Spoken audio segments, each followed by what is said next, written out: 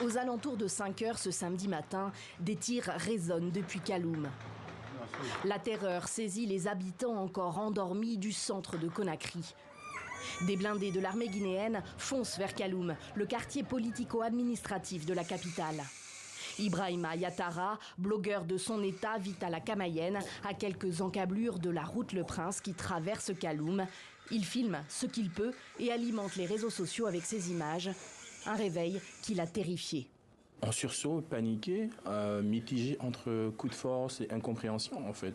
Donc c'était les premières rumeurs qui venaient, c'était un coup de force et tout. Mais je pense que la plus grande peur qu'on a eue en fait, c'est la peur de l'inconnu parce qu'on ne savait pas ce qui se passait. On a vécu le 5 septembre. Est-ce que c'est la même chose encore? Est-ce que c'est un coup de force? Est-ce que voilà, ils veulent déloger le président de la transition actuelle? Les autorités bouclent le quartier.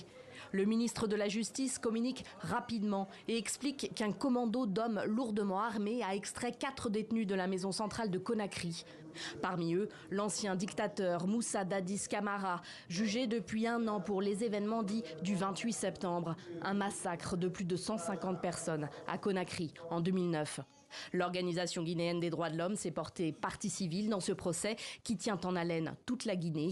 Dans la matinée, un premier détenu est récupéré par les autorités. Les autres restent dans la nature.